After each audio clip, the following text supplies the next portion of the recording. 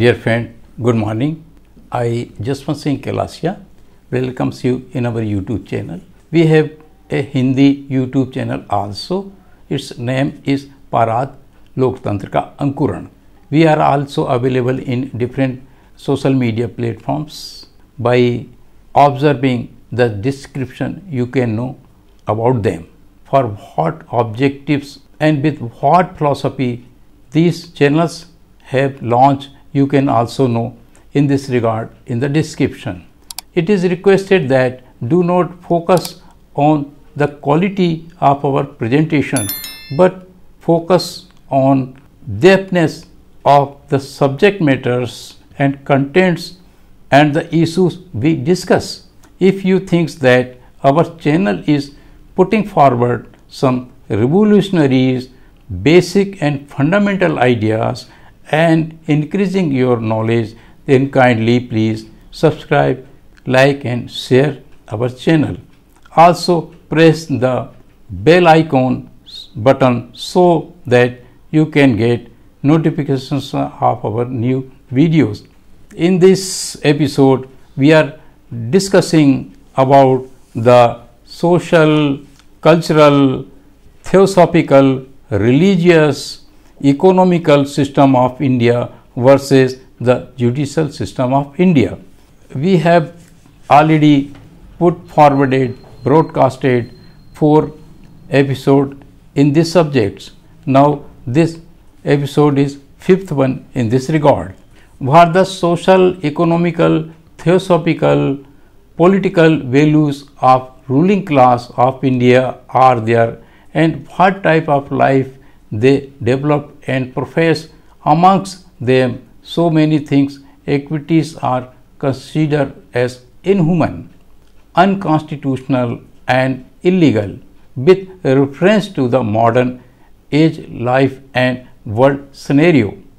For example, violence against women, dowry, custom, problem of widows, prostitution, devdasi customs, rape, gang rapes, child human trafficking, sex rackets, etc., etc. Amongst them, there are several things are as customary, and there are elements of racism also involved. The proof of these things are that in the matter of child labor, bonded labor, malnutrition, death by hunger, prostitution, devdasi customs, victim of rape, gang rapes, human trafficking, sex rackets, etc., from 7% to 9%, the victims are from the ruled class or races. Those are all come from very lower strata of the society. In other side, in these issues, persons, those are the offenders, hunters, mostly belongs to ruling class and are ruling races with very minute exceptions, because due to this situation, ruling class of India avail ultimate advantages, lust and pleasure.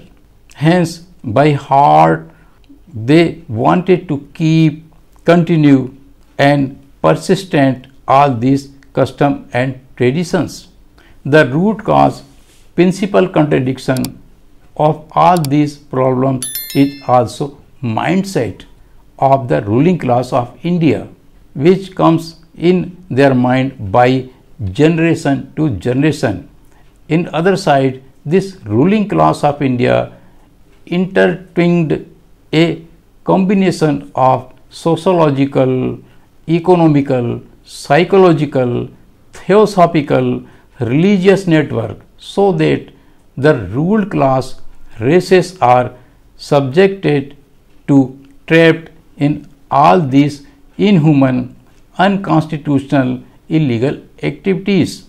At this juncture, we are feeling very sorrow while telling these pathetic things that the extreme conservative class amongst the Indian ruling class still nowadays openly favor Devdasi customs, etc., and other inhuman customs traditions.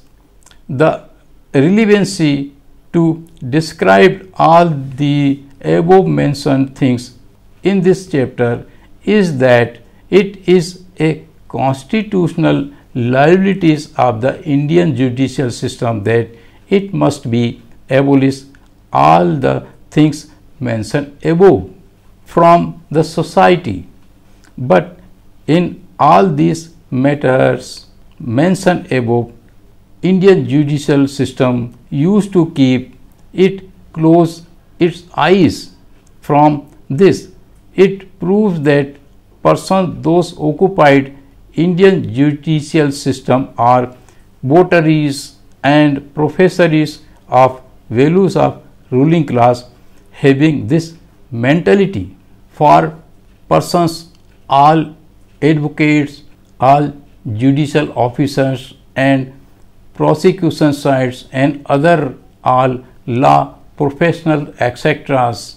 associated with judicial system, it is a prime and the mandatory conditions that first of all it must be have logistic rational thinking, it must be have scientific temperament perfectly, its approach must be logical, its mentality must be judicial mindedness. But we observe that in India above mentioned intellectual class do not have all these mandatory requirements.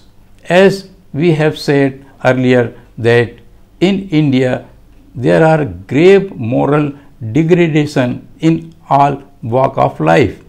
Indian judicial system is also not untouched with this moral degradation. Advocates and advocacy is a component of judicial system.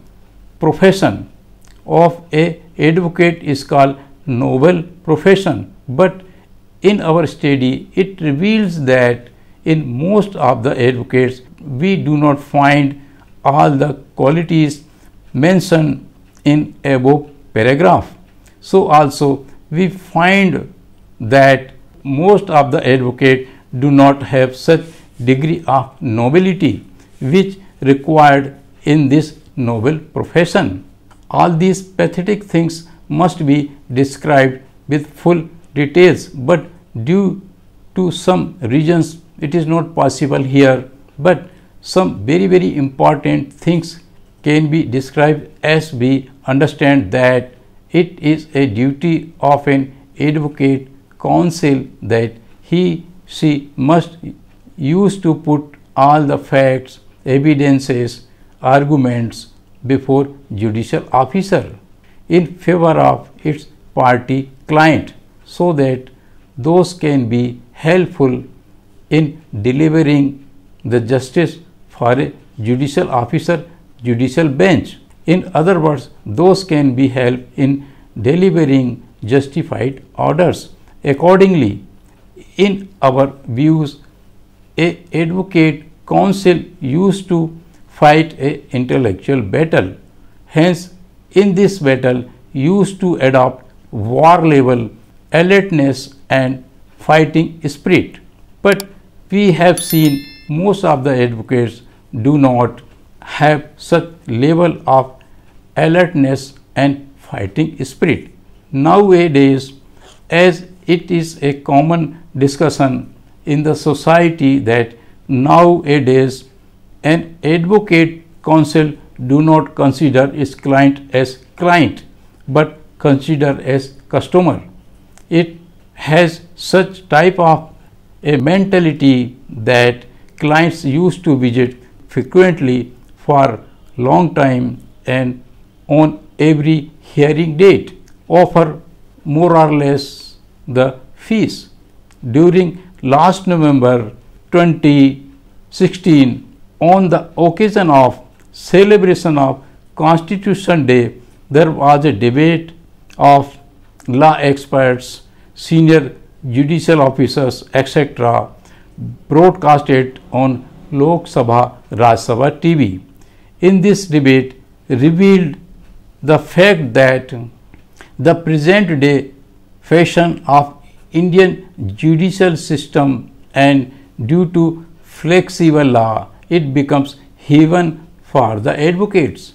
In this era of materialism and where the money is above all, then professional ethics of this noble profession of advocate also has been very badly affected. Though once upon a time an advocate considered to be a person of high profile, high reputed and dignified persons in the society. A advocate is used to consider a authority of making, provide relief, justice, protector of constitution, human rights, upholder of governance and administration, justice and law of the land. What can be a important thing other than that in the independence movement of India most of the people were advocate barristers.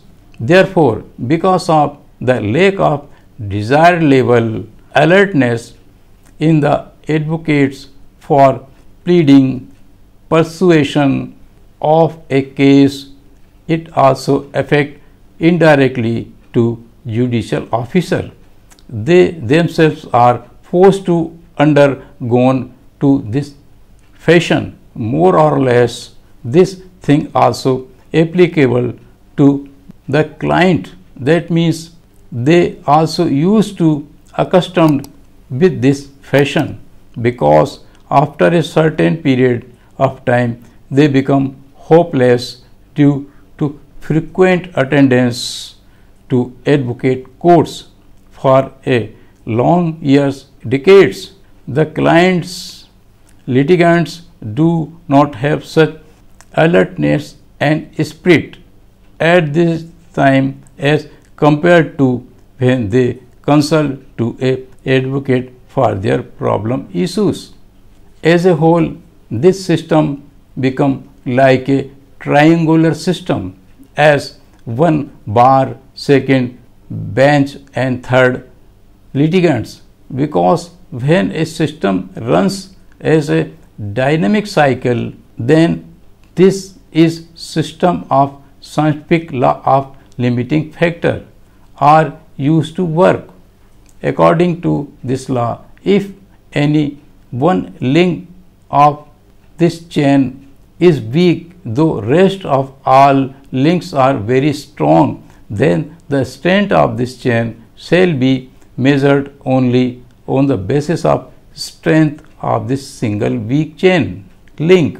The ultimate ill effect of all these things as a whole resulted into that they would not get such standard of justice relief as that of expected in the constitution by the parties, litigants, etc. There is a very famous maxim in jurisprudence. It must be appear also that justice have been delivered. In the absence of this jurisprudential maxim, that means merely disposal of case, this situation further resulted into very huge number of litigants in form of revision, review, appeal, writs to higher courts. All these reasons further create big hurdle in speedily justice and conduct as a maxim: justice delayed, justice denied. Therefore, we conclude this episode in this manner that in India, if there is any urgent, mandatory, very fastly, comprehensive and radical changes, reforms are needed, then it is in the Indian judicial system, because our study reveals that any persons may bear all the destitutions and pains, but cannot tolerate injustice. Excessive and long time injustice make a man as anarchical and hostile, which becomes the reason of unrest and fragmentation of the society. Indian society is very fastly moving towards all these problems. All these things are serious concern to all the intellectual class of India. Dear friends, with this we conclude this episode and the series of the episode related to the judicial system of India and the social, cultural, theosophical, religious, economical system of India. Thanks for being with us and viewing the full episode. Thanks again. Namaskar.